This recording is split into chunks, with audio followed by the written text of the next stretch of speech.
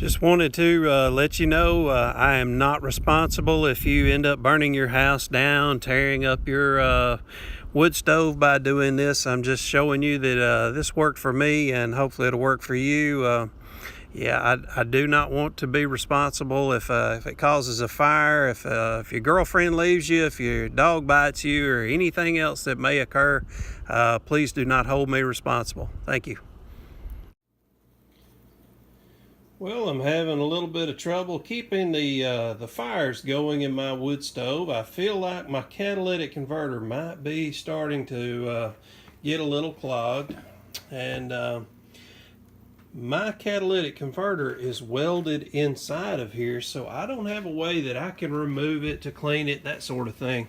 So what I'm going to do is I am going to open the firebox, and I am going to empty out the hot coals that are in there and give this about an hour to cool off.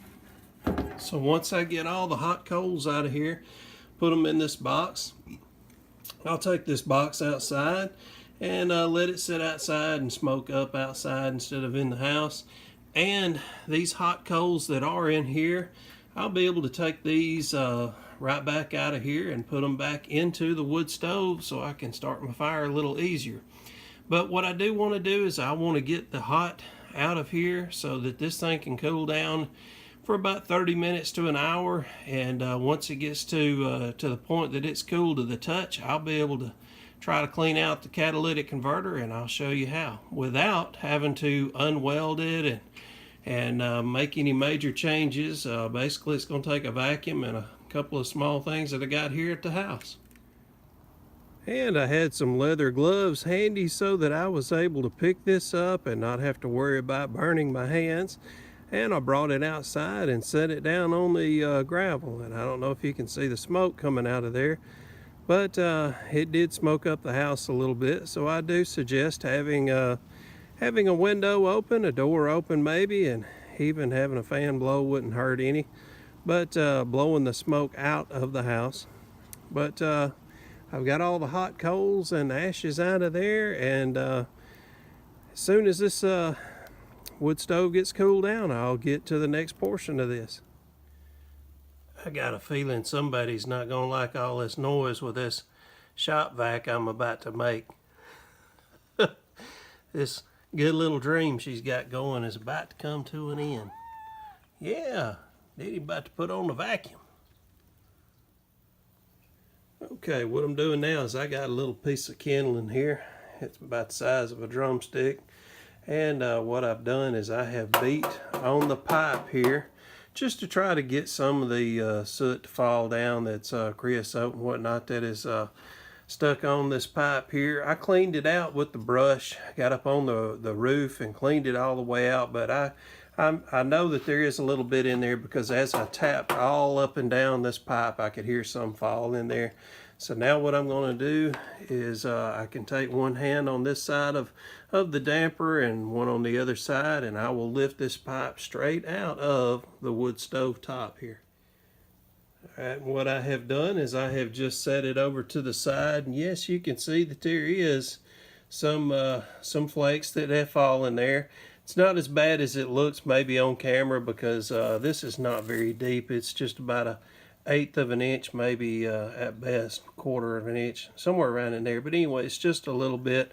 So again, I just cleaned this out about a month ago with the wire brush from the rooftop. But I'm going to vacuum this out and we'll go on to the next step. Alright, what I have done now is taken a moist towel and I just went around this upper lip here all the way around and got that cleaned off from any debris on there and got it clean, so ready to go the next step. Alright, what I've done now is taken some black tape. I've got some Gorilla Tape, which to me that is the best to use in an application like this. So what I've done is put some tape over this hole, and I'm going to move this pipe over to this side.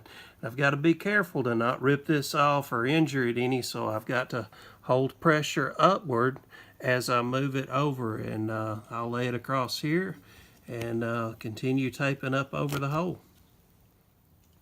Well, hopefully you can tell by the video here what I've done.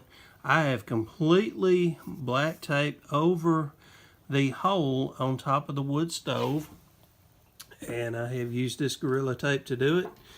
And what I have done is tried to get it as tight around here as I can so that this vacuum will pull all the debris out of the catalytic converter. Now let me tell you a good trick here is when you have your vacuum, you want the exhaust blowing outside. If not, it's going to blow dust all in your house. So keep that going that way and you'll be all right. So anyway, I've got this hooked up, ready to go. So let me turn it on. I'm sure y'all don't want to hear a vacuum, and I really don't either. So I'm going to turn the video off and I'll be right back and let you know how it did.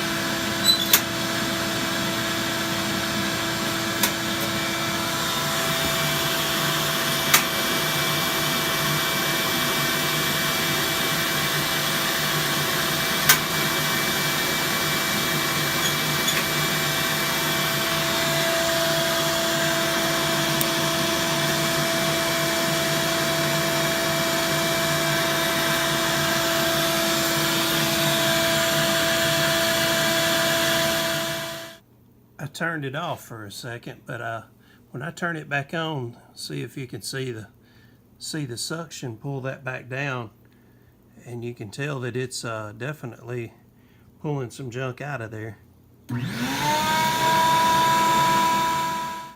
All right, well, I let that run for about 10 minutes on the suction side of the vacuum. So what I'm thinking about doing, well, I'm going to go ahead and do it because I don't know if I should or should not do it, but I'm going to.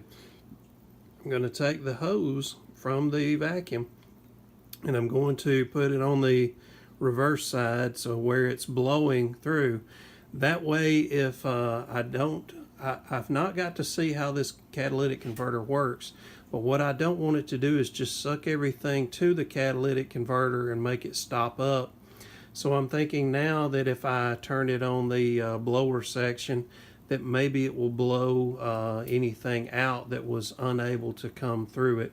So I will only let that run for about 30 seconds to a minute because again, I've not got to see how this thing is built. So you know, it's one of those things of not knowing makes me not want to really put it through a lot of stress. So this is a pretty powerful vacuum that I have here, so 30 seconds of it is probably going to be quite a bit because I use this vacuum to blow leaves off of my driveway. That's how strong it is, and I live in the thick of the wilderness. If you can see how thick our leaves are out there in the woods.